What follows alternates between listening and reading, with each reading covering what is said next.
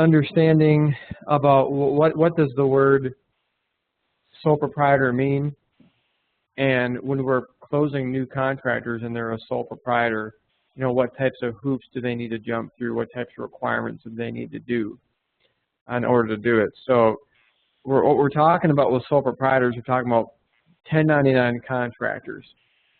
Does any idea, so a question for both of you, why do we call 1099 contractors 1099 contractors? Because it's kind of a misnomer how we're using the term. We're using it incorrectly. Because they own their own business, or they're going through a sponsored company. I mean, that's that's more. That's describing what an independent contractor is. So, but specifically, you know, the word 1099 contractor. Where's that 1099 contractor come from? Any idea? No. Or why do we call it, or why do we call a W-2 contractor a W-2 contractor? I don't know. That's classifications of the IRS. Right.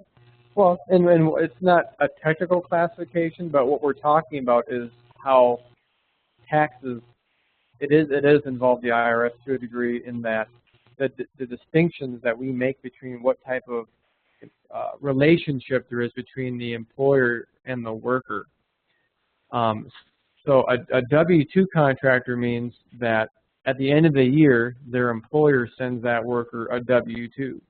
And the W-2, we've all got those. That shows, you know, how much we made and how much taxes were taken out of our checks. So that's why they're called W-2 contractors. It just really means that they're an employee. Another word is saying employee. And of course, we withhold all their taxes for them, and that the relationship between a employee and a employer is one in which where the employer has the right to direct and control the work. The person's paid hourly, usually, but the main point is we have the right to direct and control their work. If they're a 1099 contractor, what that means is at the end of the year, they don't get a W-2 because they didn't have any tax. A W-2 shows tax withholdings. They get a 1099 statement at the end of the year. Have you guys ever seen it? Well, I think, Laura, you've seen a 1099 statement before, right? Yeah, my husband's a 1099 contractor. Right. So at the end of the year, whoever is now, you don't have an employer, and you're not an employee. As a contractor, you actually have your own, as Laurie said, you have your own business. You've gone into business for yourself. And so there is, and technically, it means that the person who you're doing the work for, you wouldn't call them the employer, but you'd call them could be the general contractor or just the payer, the person who's paying you. They don't have the right to direct and control your work. And what that means is, basically, the contractor does the work, and the person who's paying and hire the guy really doesn't have a say in how he does it, except for maybe the end result. But the day-to-day operations, the payer doesn't really have any type of say in it, or doesn't have any control or direction in it. I'm wondering why this thing isn't opening. But anyways, that's the difference between what a 1099 and W-2 is. Now, the word 1099 is just a phrase that I've heard Jim use a lot, but it's technically not accurate. What we should be saying, we should instead be saying a W-2 contractor or an independent contractor. Okay? Because 1099 contractor means that you get a 1099 statement, right? Because W-2s get W-2s, just like you, me, and Kelly does. And a 1099 means you get a 1099 slip at the end of the year. And this is really interesting why this isn't coming up. I want to at least show what a 10. Well, there's a very poor example of a 1099. This might come up better. There's a 1099, and it'll show that no state taxes are withheld. I think, your question? No, I was just saying, I think Kelly knows what it looks like. I think Robert, her husband, was a 1099 contractor, wasn't he, at one point? Yeah, he was. Right. So everybody knows that that's kind of how that works. Now, some contractors don't get 1099s. and here's the reasoning behind that. There's three different types of business structures. Well, there's three major ones. There's a couple offshoots in the middle, but there's three types. There's one, a sole proprietor, and that's the name of this training, sole proprietor. Sole proprietor means it's like probably Lori's husband, Carlos.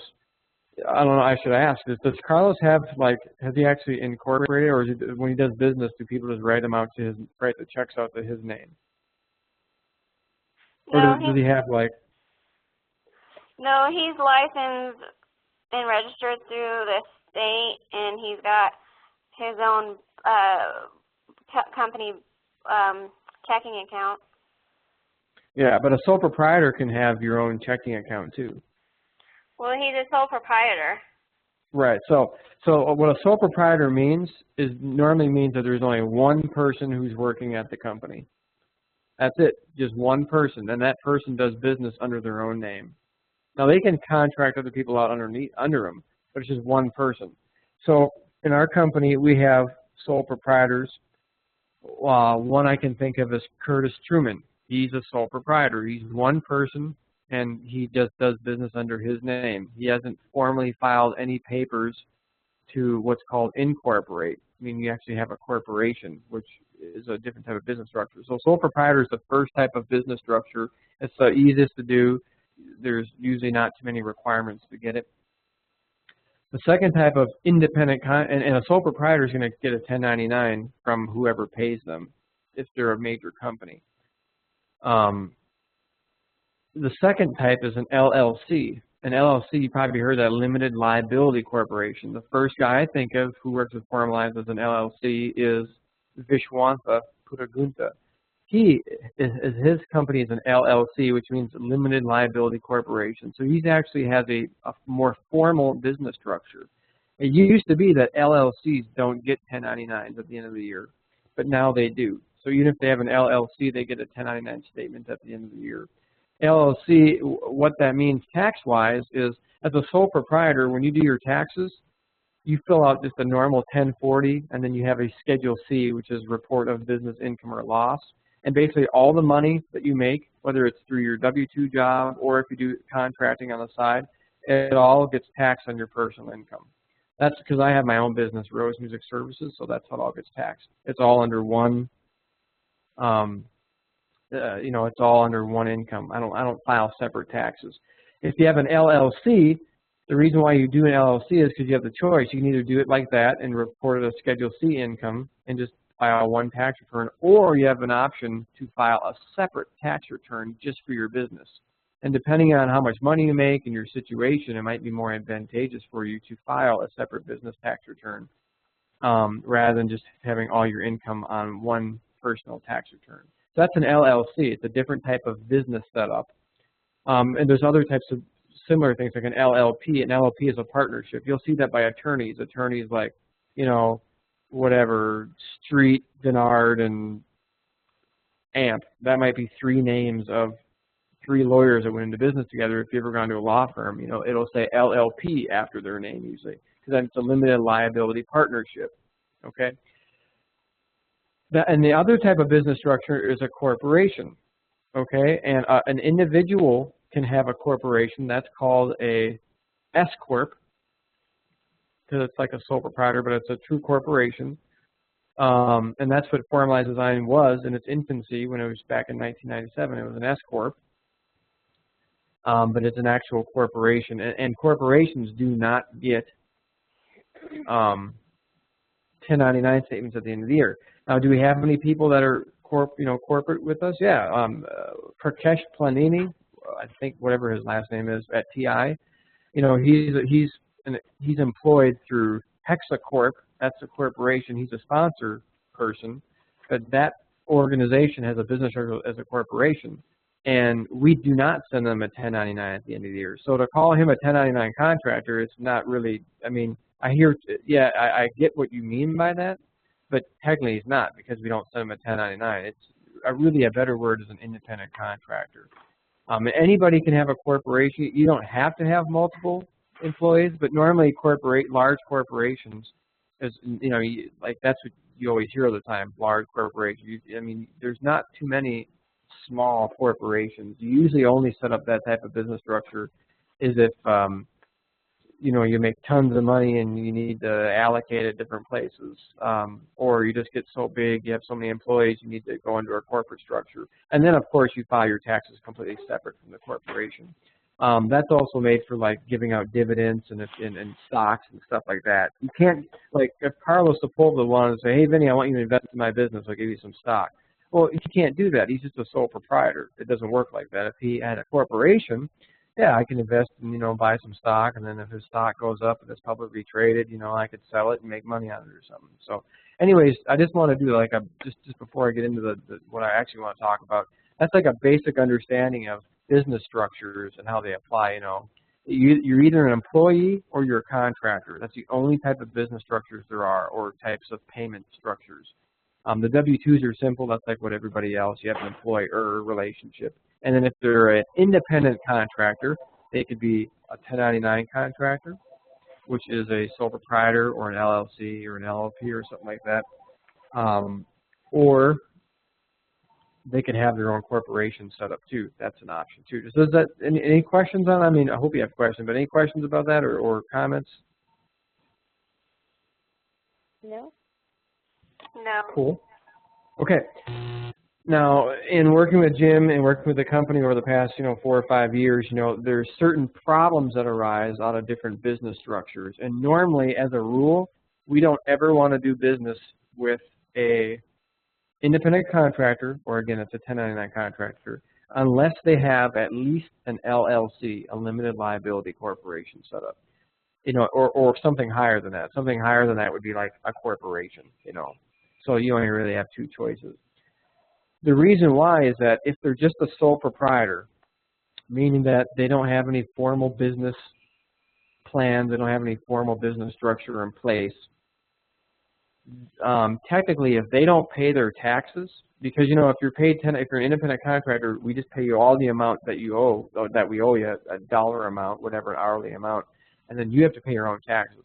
But if that person that we paid, if they don't pay their taxes, technically the IRS can come after formalized design and do one of 2 things. They can either say, you owe us the money because you're liable, which is complete baloney, but they could possibly do that. Or B, what they'll do is this. They'll say, all right, formalized design, and this goes back to what I was talking about at the beginning, prove to us that you didn't have any type of direction or control over this. And what they do over this person's work, what they do is they try and make that person an employee. They say, he wasn't really a contractor, and here's why not. He never filed anything with the state. We have no record of this guy ever doing business. He doesn't have a separate checking account. He doesn't have any employees that he pays. This guy wasn't a contractor. He was just your employee. And so what formalized design did, the IRS will say, you paid him as a contractor, so that way you could avoid having to pay all the payroll taxes that you normally have to pay. And so the IRS will reclassify that person and say he was an employee, and then they'll make formalized pay for all the back taxes plus penalties and fees. Now, does that raise any questions or have any comments about that?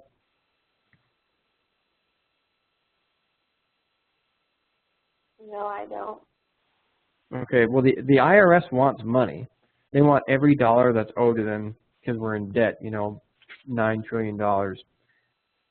And so when 1099 or independent contractor people don't pay their taxes, the first thing they do is say, hey, what kind of a business structure does this guy have set up? And if they can prove that that guy really wasn't a 1099 contractor, then they'll come back to formalize to try and get those taxes. And they'll reclassify everybody as an employee. This is exactly what happened to Formalized in the spring of 2006. Like Sarah Groby, Mike Soden, and a couple other people that worked with Jim, they're all being paid as independent contractors. Well, why? A, it's cheaper for the company because we don't have to pay, because as an independent contractor, you're responsible for 12.5% taxes. When you're an employee, the employee is only responsible for 6.25, half of that, and the employer has to pay the other 6.25, plus the employer has to pay state unemployment insurance taxes, has to pay federal unemployment unemployment insurance, which is only $56 a year per person, but it's still money. They have to pay for liability insurance. They have to pay for workers' compensation insurance. They have to pay for payroll, just the administration running all that. So you can see, it probably, if we pay Lori $10 an hour, W-2 or 1099, if we actually paid her that W-2, it probably actually cost formalized like $12 an hour to pay her $10 an hour, because we're paying $2 an hour in taxes and fees. So do you guys see why it makes more sense to have 1099 contractors, because it's cheaper for the company? Yeah. So whenever we're doing deals, we always want to go at 1099 if we can, or independent contractors, because we save like 8 or 9% in taxes. If we pay the guy $100,000 a year, if he's W-2, we got to pay $10,000 up to that much in taxes and fees and insurance and different types of stuff. So it makes way more sense to do it that way. With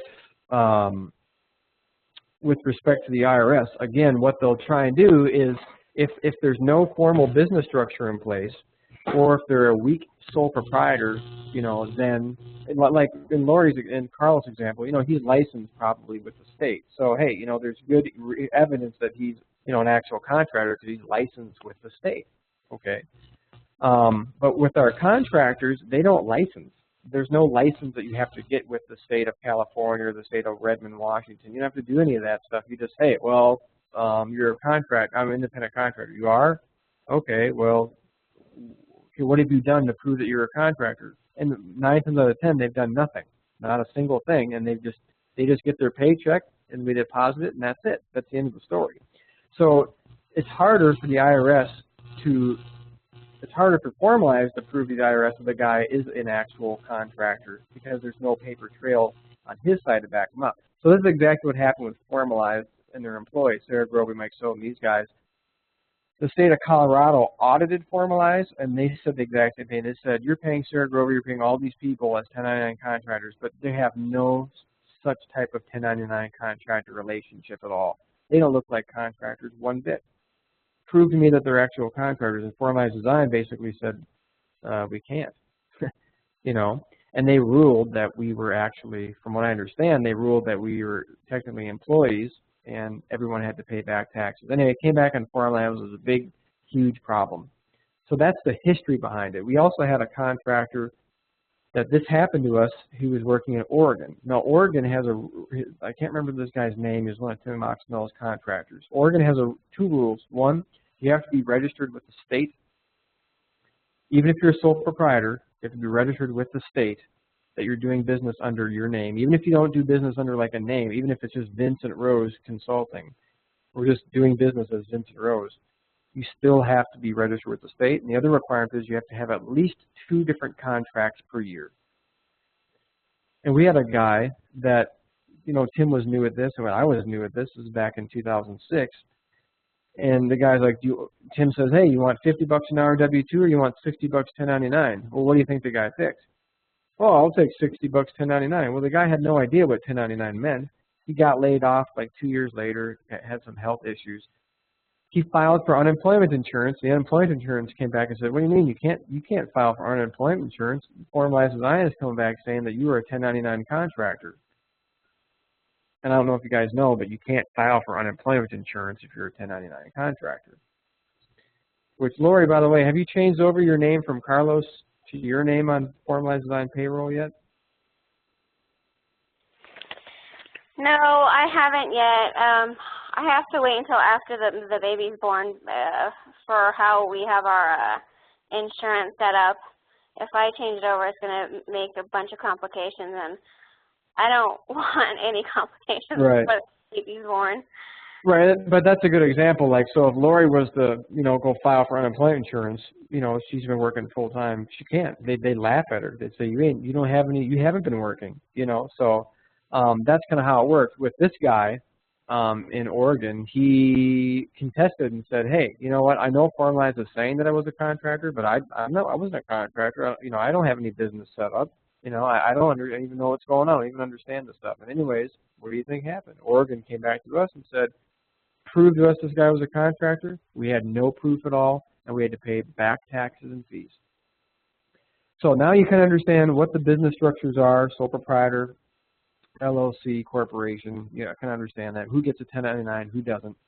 You understand why we want to do business with, you know, LLCs and corporations, and you understand kind of like, you know, what are some of the risks that are involved in having just a sole proprietor. Now, we do allow sole proprietors to, well, let me just start with this. If you're a corporation, how do we prove to the IRS that they're a true corporation? Well, a corporation, you have to be called a corporation, you have to register with the state. You have to send in articles of incorporation, and they have to be approved by the Secretary of State. That's the main thing, and you have to require annual filings with the state to keep your status. So that's pretty straightforward. You know, IRS won't mess with you for corporation. LLC is pretty much the same way. You have to file articles of incorporation, be registered with the state, same idea.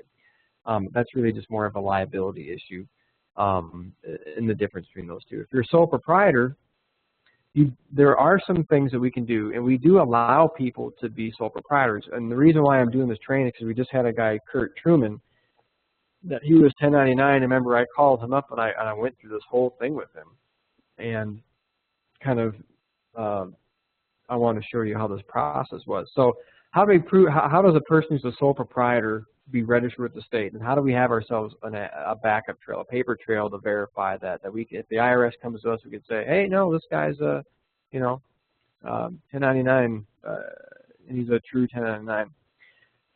The first thing is I'll show you something. To register with the state, like I called Kurt Truman up and I said, hey man, you want to be 1099? Have you ever done 1099 before? Oh, you know, I've done it a couple times. And I said, oh, okay, so you register with your state, you know, because I explained to them the exact same situation I explained to you, like we need to have someone registered. We have to have a paper trail because we don't want the IRS coming back to us. We've got to, you know, get some type of formal business structure in place and register with the state. He's like, oh, I've never heard of that before, but I'll do it for you if you want. And so what he had to do is I told him, if you want to be a 1099 contractor, a sole proprietor, the easiest one, you have to go down to the Arizona courthouse normally, or the Secretary of State, and then you have to register with them, and you reserve your trade name. So whatever you're doing business under, like Kurt Truman Consulting, then you would be then you register that. You pay a couple bucks. You don't have to have any type of articles or anything, no articles of incorporation, no formal documents. You just need to reserve that name, and you're saying to the state you are registered with that state. So if I go to Arizona, a couple of examples I want to show you here. Actually, I can do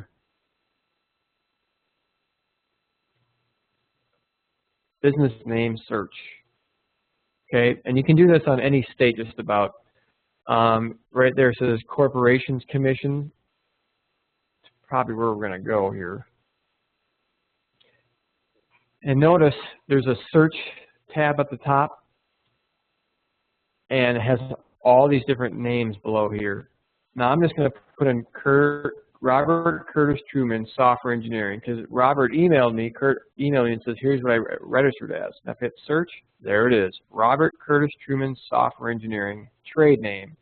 Okay, that means he's a sole proprietor. He gets a 1099 at the end of the year. And look at all these other people. You know, Robert C. Wesley Jewelers Corporation. Okay, they don't get 1099s. Or Robert Dale Lindstrom Collecting. Okay, he's a trade. He's just a sole proprietor. You have LLCs, professional LLCs. I don't know the difference really is. There's a partnership. Is this stuff kind of making sense? Mm-hmm.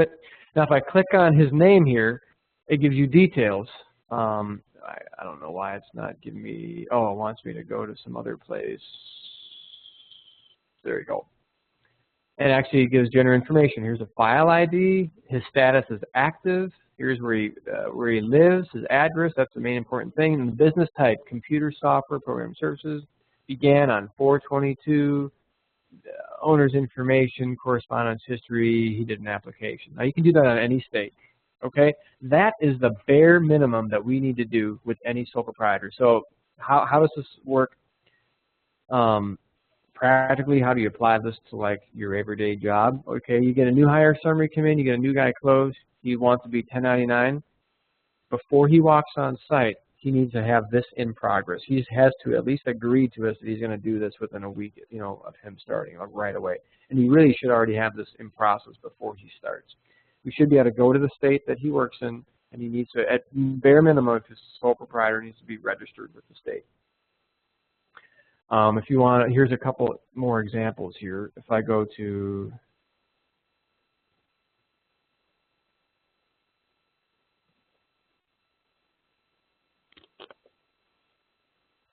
get this correctly. See if it'll let me in here.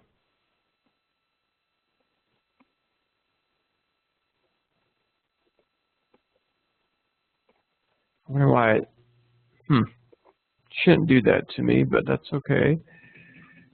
Services, name availability search. There you go.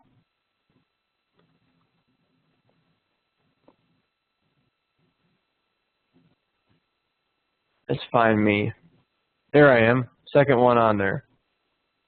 So that's what I did with my own music business that I have. I don't know what entity type means, AN, that's interesting. But I was living in Minnetonka at the time. Rosemary Services, and you can see, I wonder if should be okay here. Yeah, I'm active, and it's assumed name, and there it is. And that's a bare minimum thing. Okay. Another example would be, we had a, did you have a comment? I thought I heard one of you have a comment. Was it just background noise? Yeah, sorry. No problem. We had another really good thing that we had going on with this was, let's see if I can remember this.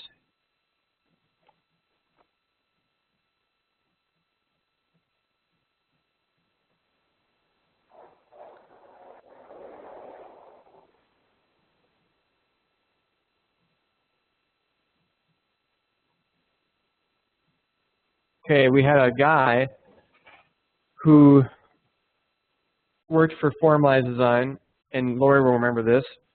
He got injured on the job. He was a 1099 contractor. Now, technically, he was actually a. Let's see if I can find it here.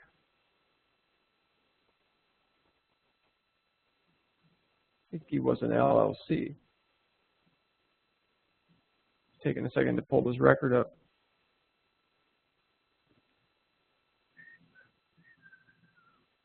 Let me see if I can actually look it up in my send items.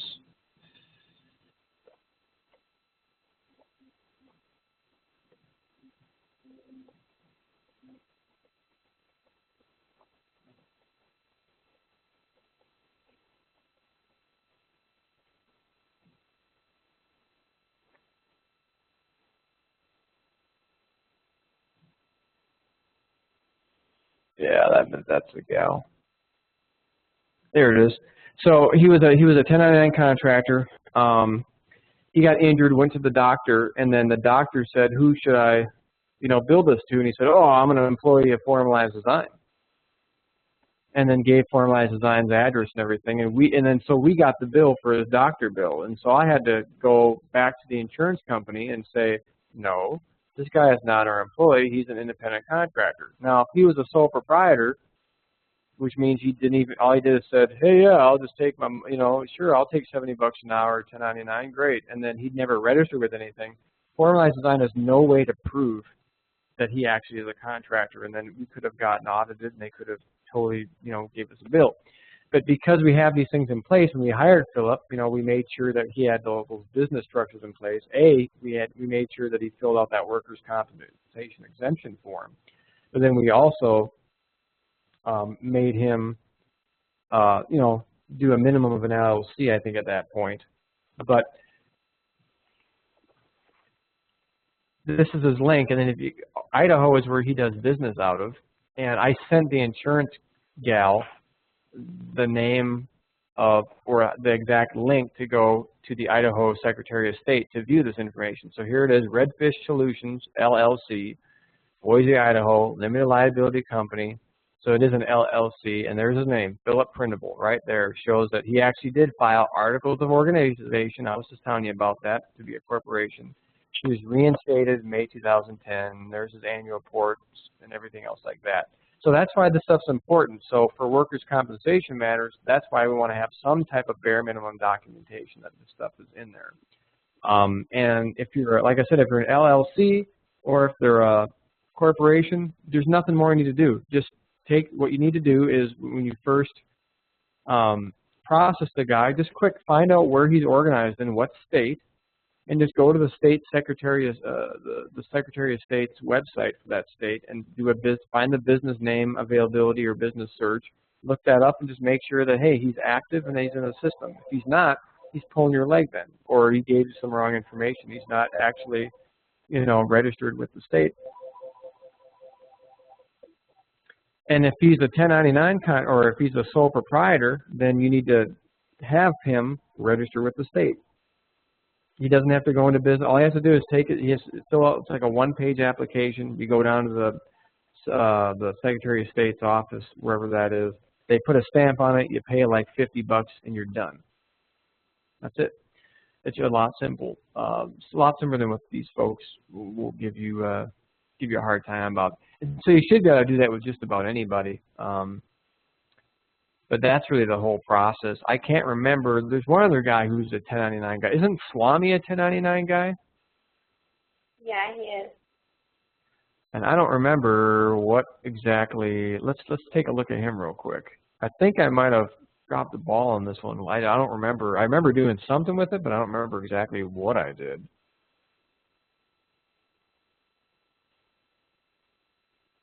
Unauthorized. Well, I'll show you unauthorized.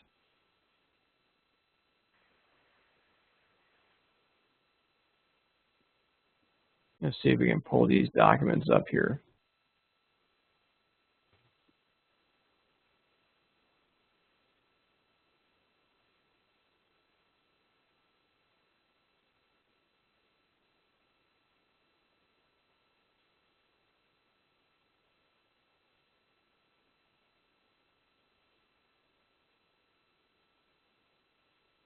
All right, so he's an individual sole proprietor. It says he's in Texas here. That's a name.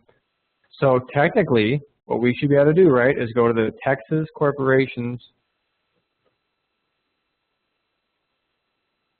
Let's see.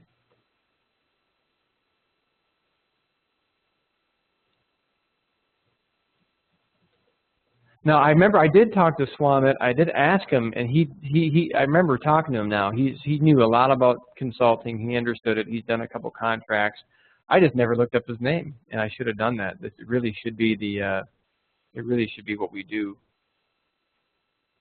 Let's see here, business filings. There should be a way to look this up.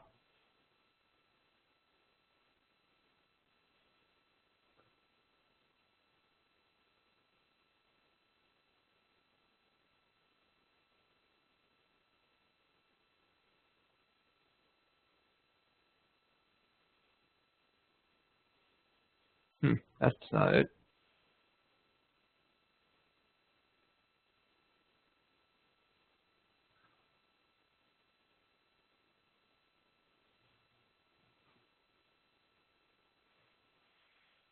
I don't think that's going to do it. This does not look right.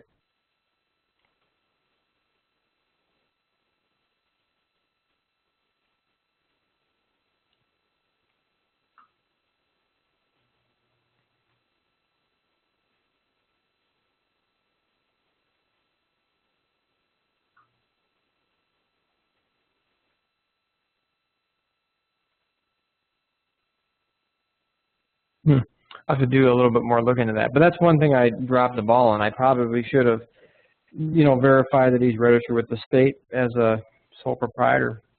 So at least we have some type of record. And I'll follow up on that. I'll take care of that. But anyways, that was all the stuff that I want to go over. I kind of want to give you a history of the company, why that happened, why we do what we do.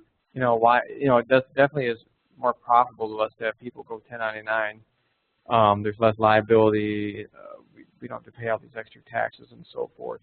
But to avoid that, in fact, when I first came on as a contractor, everybody, when I came on as an employee, everybody who worked was a 1099 contractor. Every contractor we had was an independent contractor, and it wasn't until 2007 until we allowed people to go W-2. So that gives you a little bit more history. So doing W-2 employees is kind of a new thing to this company. It's only within the last 4 or 5 years, because we certainly didn't have any W-2 people in the 2000s or in the 90s. Yeah, so you have an understanding of that. You have a basic understanding of the business structure. And I recorded this too, so if you have any questions, you can always read this and go back to it and listen to it. But did you guys have any other comments or anything? Was this helpful? It makes sense? Yeah, it was helpful. It made sense. I have a question. Cool. If let's just say they, like, for instance, Philip, he's from Idaho, but I don't remember what state he worked in. Let's just say he was working in Arizona. If you're a corporation, LLC, or a sole proprietor, but you're working in a different state, which one of those entities you actually have to register with Arizona? Or all of them? You only need to register in one state, and that's where you're doing your business out of. Now, when you enter a different state for work, you don't need to register in that state unless you're a corporation or unless you're a, some type of LLC. Now, technically, yeah, you're supposed to get authorization to do business, technically, but if you're just a sole proprietor, they don't care as much. But yeah, you're supposed to get authorization. But as long as the guy has filed in his home state, then we don't have to be the babysitters to make sure they register for authorization to do business in these other states. As long as they have that home-based registration, as far as formalized designs tax liability, we're okay. But because we can always say, hey, he's an independent contractor, he's fine, but where he conducts his business at is fine. Now, they're not going to kick him out of the state he's working in because he didn't file it. They're just going to hammer him with fees. Or what also happens sometimes is the state never finds out until 2 years ago, and they say, hey, you came into our state and you made money. Hey, good for you. By the way, all the money you made, you owe us state taxes in. And he might have already paid state taxes to, Idaho, the state that he set up in, but he didn't pay any taxes to Arizona. So then he runs into a double taxation situation where some states, you are taxed in both where you work and where you live. So if you're living in one state, you have to pay taxes just because you live there. And if you're working in another state, you got to pay taxes there. So you almost run into double taxes, which is not good. Okay. Now, a good question, a follow-up question that would be, is formalized design registered to do businesses in these different states? Yeah, and we are. We're registered to do business in Colorado, Arizona, Washington, Texas, Pennsylvania, Oregon, I've been in California. We're registered to do business there. We were registered to do business in Minnesota, Indiana, Florida for a time. Yeah, we were registered in New Jersey. I just closed that one down. So that's kind of some of the other stuff that I do is when we hired Robert Palukas, the guy that works in Pennsylvania, I went through all the hoops and got the tax ID numbers, the business numbers, the register with the corporation, and we have what's called a foreign entity registration. We're a foreign corporation, a foreign entity that's registered to do business in a different state. So that's something that I'd never train Lori up on because, we don't do them all the time. It's just very rarely, that we add a brand new state. But the next time we do, I'd be more than happy to kind of show you how that works.